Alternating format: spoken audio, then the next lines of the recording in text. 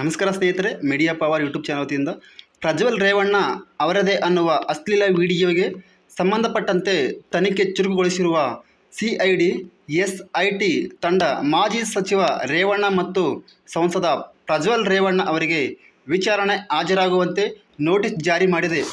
ಇಂಥದರ ಮಧ್ಯೆ ಪ್ರಜ್ವಲ್ನ ಮಾಜಿ ಕಾರು ಚಾಲಕ ಕಾರ್ತಿಕ್ ಎಂಬತ್ತ ಪ್ರತ್ಯಕ್ಷವಾಗಿದ್ದು ವಿಡಿಯೋ ಸೋರಿಕೆಯ ಬಗ್ಗೆ ವಿವರಿಸಿದ್ದಾನೆ.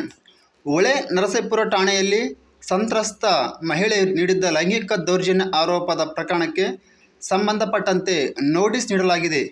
ಸಿಆರ್ಪಿಸಿ ಸೆಕ್ಷನ್ 165 ಅಡಿಯಲ್ಲಿ ಸ್ಥಳ ಮಹಾಜರ ಕೂಡ ನಡೆಯಲಾಗುತ್ತಿದೆ. ಸಂತ್ರಸ್ತೆಯನ್ನು ಕರೆದೊಯ್ದು ಸ್ಥಳ ಪರಿಶೀಲನೆ ಮಾಡಲಾಗುತ್ತಿದೆ ಎಂದು ಅಧಿಕಾರಿಗಳು ತಿಳಿಸಿದ್ದಾರೆ. ವಿಡಿಯೋ ಲೀಕ್ ಮಾಡಿದ್ದು ಯಾರು? ಮಾಜಿ ಕಾರು ಚಾಲಕ ಕಾರ್ತಿಕ್ ಅಜ್ಞಾತ ಸ್ಥಳದಿಂದ ವಿಡಿಯೋ ಮಾಡಿ ಅಶ್ಲೀಲ ವಿಡಿಯೋ ಲೀಕ್ ಕುರಿತಂತೆ ಸ್ಪಷ್ಟನೆ ನೀಡಿದ್ದಾನೆ. ನಾನು 15 ವರ್ಷದಿಂದ ಪ್ರಜ್ವಲ್ ರೇವಣ್ಣ ಅವರ ಕುಟುಂಬದ ಕಾರು ಚಾಲಕನಾಗಿ ಕೆಲಸ ಮಾಡಿದ್ದೇನೆ. 1 ವರ್ಷದಿಂದ ಕೆಲಸ ಬಿಟ್ಟಿದ್ದೇನೆ. ನನ್ನ ಜಮೀನು ಬಳಸಿಕೊಂಡು ನನ್ನ ಪತ್ನಿ ಮೇಲೆ ಹಲ್ಲೆ ಮಾಡಿದ್ದರು. ಆದ್ದರಿಂದ ಮನೆಯಿಂದ ಹೊರಬಂದೆ ಎಂದು ಆರೋಪಿ ಹೇಳಿದ್ದಾನೆ. ಹೊಳೆ ನರಸೀಪುರ ವಿಧಾನಸಭಾ ಕ್ಷೇತ್ರದ ಬಿಜೆಪಿ ಪರಾಜಿತ ಅಭ್ಯರ್ಥಿ ದೇವರಾಜ್ ಗೌಡ ರೇವಣ್ಣ ಕುಟುಂಬದ ವಿರುದ್ಧ ಹೋರಾಟ ಮಾಡುತ್ತಿದ್ದರು. ಯಾರಿಂದಲೂ ನ್ಯಾಯ ಸಿಗಲ್ಲ ಎಂದು ದೇವರಾಜ್ ಗೌಡ ಅವರ ಬಳಿ ಹೋದೆ. ನನಗೆ ನ್ಯಾಯ ದೊರಕಿಸಿ ಕೊಡುವಂತಹ ಕೆಲಸ ಮಾಡುತ್ತೇನೆ ಎಂದು ಹೇಳಿದರು.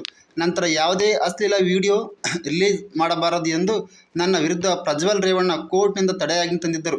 ಆಗ ದೇವರಾಜ್ ಗೌಡ, ನಿನ್ನ ಬಳಿ ಇರುವ ವಿಡಿಯೋ ಫೋಟೋಗಳನ್ನು ನಾನು ಯಾರಿಗೇ ತೋರಿಸಲ್ಲ ಎಂದಿದ್ದರು. ಅದನ್ನು ನಂಬಿ ನನ್ನ ಬಳಿ ಇದ್ದ ವಿಡಿಯೋ ಒಂದು ಕಾಪಿ ಅವರಿಗೆ ಕೊಟ್ಟೆ. ಅವರು ಅದನ್ನು ಸ್ವಾರ್ಥಕ್ಕೆ ಉಪಯೋಗಿಸಿಕೊಂಡಿದ್ದಾರೆ. ದೇವರಾಜ್ ಗೌಡರನ್ನು ಬಿಟ್ಟರೆ ಬೇರೆ ಯಾರಿಗೂ ನಾನು ಕಾಪಿ ಕೊಟ್ಟಿಲ್ಲ. ಕಾಂಗ್ರೆಸ್ನವರಿಗಂತೂ ನಾನು ವಿಡಿಯೋ ಕೊಟ್ಟಿಲ್ಲ. ಕಾಂಗ್ರೆಸ್ ಅವರ ಮೇಲೆ ನಂಬಿಕೆ ಇಲ್ಲದೆ ದೇವರಾಜ್ ಗೌಡರ ಹತ್ತಿರ ಕೊಟ್ಟಿದ್ದೇನೆ. ಪೆನ್ ಡ್ರೈವ್ ಯಾರು ಹಂಚಿದರೂ ನನಗೆ ಗೊತ್ತಿಲ್ಲ. ನನ್ನ ಮೇಲೆ ಇಲ್ಲಸಲ್ಲದ ಆರೋಪ ಮಾಡುತ್ತಿದ್ದಾರೆ ಎಂದು ಸ್ಪಷ್ಟನೆ ನೀಡಿದರು.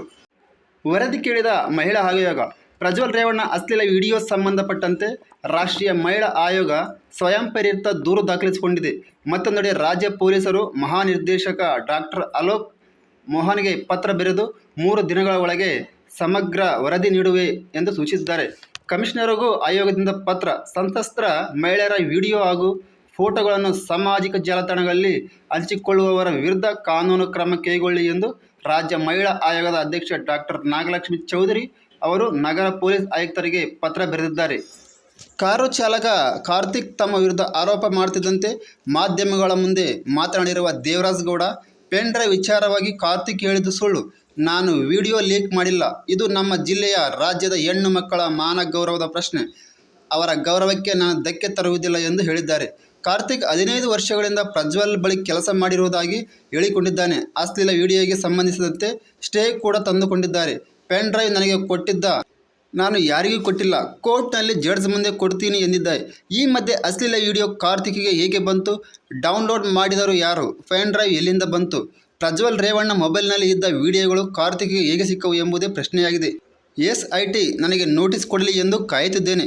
ನನ್ನ ಹತ್ತಿರ ಕೆಲವು ದಾಖಲೆಗಳಿವೆ, ಅದನ್ನು ಕೊಡುತ್ತೇನೆ. ರಾಜ್ಯ ಸರ್ಕಾರ ಸೂಕ್ತ ತನಿಖೆ ನಡೆಸಲಿ. ಇಲ್ಲದಿದ್ದರೆ ಹೈಕೋರ್ಟ್ನಲ್ಲಿ ರೇಟ್ ಅರ್ಜಿ ಹಾಕಿ ಪ್ರಕರಣದ ತನಿಖೆ ಸಿಬಿಐಗೆ ವಹಿಸಬೇಕು ಎಂದು ಕೋರುತ್ತಿದ್ದೇನೆ ಎಂದಿದ್ದಾರೆ. ಎಸ್ಐಟಿಗೆ ಹೆಚ್ಚುವರಿ ಸಿಬ್ಬಂದಿ. ರಾಜ್ಯ ಸರ್ಕಾರ ರಚಿಸಿರುವ ವಿಶೇಷ ತನಿಖಾ ತಂಡಕ್ಕೆ ಹೆಚ್ಚುವರಿಯಾಗಿ 18 ಅಧಿಕಾರಿ ಸಿಬ್ಬಂದಿ ನಿಯೋಜಿಸಲಾಗಿದೆ. CID ADGP B K Singh, Mysuru SP Seema Latkar, Suman D Pennekar ನೇತೃತ್ವದ ತಂಡ ತನಿಖೆ ಆರಂಭಿಸಿದೆ. ಈ ತಂಡಕ್ಕೆ ಹೆಚ್ಚುವರಿಯಾಗಿ ಬೆಂಗಳೂರು ಸೇರಿ ರಾಜ್ಯದ ವಿವಿಧೆಡೆ ಕರ್ತವ್ಯ ನಿರ್ವಹಿಸುತ್ತಿರುವ 3 ಎಸಿಪಿ ಸೇರಿ 18 ಅಧಿಕಾರಿಗಳು ಸಿಬ್ಬಂದಿ ನೇಮಿಸಲಾಗಿದೆ. ತನಿಖೆ ಚುರುಕು. ವಿಚಾರಣೆಗೆ ಬರಬೇಕೆಂಬ ರೇವಣ್ಣ ಪ್ರಜ್ವಲ್ಗೆ ಎಸ್ಐಟಿ ನೋಟಿಸ್ ಬುಲಾವ್. ಅಶ್ಲೀಲ ವಿಡಿಯೋ ಸಂಬಂಧಪಟ್ಟಂತೆ ಪ್ರಕರಣವು ಇದಾಗಿರುತ್ತದೆ. ಈ ವಿಡಿಯೋ ಇಷ್ಟವಾದರೆ ಲೈಕ್ ಮಾಡಿ, ಶೇರ್ ಮಾಡಿ, ಸಬ್ಸ್ಕ್ರೈಬ್ ಮಾಡಿ. ಧನ್ಯವಾದಗಳು ಸ್ನೇಹಿತರೆ.